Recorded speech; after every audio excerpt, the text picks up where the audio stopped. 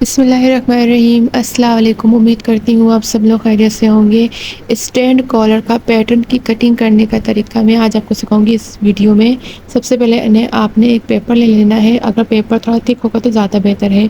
3 inch का अगर हम लेंगे तो स्टैंड कॉलर बनेगा। 2 इंच का अगर हम लेंगे तो शेरवानी कॉलर जैसे बॉयज़ का होता है वैसा बनेगा। अगर हम 3.5 इंच का लेते हैं तो वो ज़्यादा बैठा हुआ होगा, जैसे आपने शुरू में देखा पिक्चर में जो शर्ट की कॉलर था बिल्कुल वैसा बनेगा। तो हम 3.5 इंच की मेजरमेंट में बनाएंगे। तो 3.5 इंच पहले आपने एक तरफ से लेना है, फिर 3.5 इंच ही अब दूसरी तरफ से लेना है। और आपने 3 इंच यानी कि बैक का 3 इंच लेना है। टोटल होता है 6, इसका हाफ 3 होता है। तो ये नॉर्मली जो कॉलर होता है इसके बैक साइड का 3 इंच ही होता है, डबल अगर हम करें तो अगर हम 6 लेंगे तो हमारा कितना बैठेगा, हमारा बैठेगा 7.5, क्योंकि स्टैंड कॉलर एक राउंड घूमेगा तो वो कवर हो जाएगा इंचेस। तो अगर हम लेंगे 6.5 तो हमारा 8 बैठेगा। हमें 16 इंच का कॉलर चाहिए तो हमने 6.5 रखना है, तो जिसका टोटल तैयार 8 होगा। तो इस तरह से आपने चौकोर बॉक्स बनाना, चौकोर नहीं मतलब कॉलर के अकॉर्डिंग बॉक्स बना लेना है।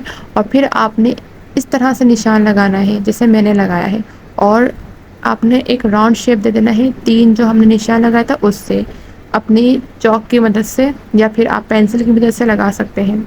राउंड अच्छे से निशान लगाने के बाद आपने अब कॉलर का शेप देना है।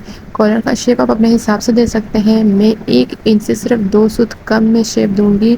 आप चाहे तो आप 1 इंच भी दे सकते हैं या 1 इंच से कम भी दे सकते हैं। लेकिन अगर आप 1 इंच से ज़्यादा देंगे तो वो बहुत बुरा लगेगा, वो इतना अच्छा नहीं लगेगा। वो सिर्फ जेंट्स के जो कॉलर होते हैं उनमें ज़्यादा अच्छा लगता है।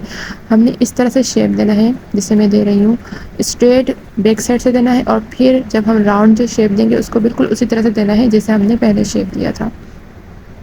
और अब एक हमने इस तरह से निशान लगाना है जैसे हमारे कॉलर का शेप होता है। अगर आप चाहें तो इसे थोड़ा सा राउंड शेप भी दे सकते हैं। मुझे राउंड देना था तो मैंने राउंड दे दिया। अगर आप चौकोर रखना चाहते हैं तो आप चौकोर भी शेप दे सकते हैं। अब मैं आपको मेजरमेंट दिखाती हूँ ये हमारा कितना बना। ये हमारा बना है 8। मैंने इसे गोल करके चेक कर लिया था। अगर आप भी इसी तरह से मेजरमेंट करेंगे तो आपका 8 बनेगा। अगर आप स्टैंड कॉलर बनाना चाहते हैं तो आपको 8 ही मेजरमेंट चाहिए होगी एक स्मॉल या मीडियम साइज़ की शर्ट के लिए। अदरवाइज़ अगर आप ज़्यादा छोटा रखेंगे तो वो आपका फिक्स नहीं बैठेगा, ना स्टैंड बैठेगा। तो ये अब मैं इसकी कटिंग कर लेती हूँ। आपने भी इस तरह से कॉलर बनाकर कटिंग करके रख देना है। जब आप कटिंग करें प्रेस बुकरम की तो ये आप उसके ऊपर रख के ड्रॉ करके आराम से कटिंग कर सकते हैं। फिर आपके बिल्कुल सेम कॉलर्स बनेंगे, जो आप जैसा पसंद करते हैं वैसे बनेंगे। अगर आप चाहें तो आप इस तरह से भी यूज़ कर सकते हैं। अब ये देखें, आपको नज़र आ रहा होगा इस तरह से स्टैंड कॉलर बनेंगे। आपने प्रेस बुकरम के ऊपर रखना है, निशान लगाना और कटिंग कर लेना है। मुझे इस तरह से नहीं चाहिए था, मुझे इसको थोड़ा सा शेप देना था। मैंने चौकोर कटिंग करके आपको दिखा दिया है, लेकिन अब इसमें थोड़ा मैं शेप दूंगी जैसा मुझे चाहिए था। मैं इसको अब शेप दे रही हूँ। मैंने इसे शेप दे दिया है। आप देख सकते हैं आपने भी इसी तरह से देना है शेप, पहले पेंसिल से फिर ऐसे।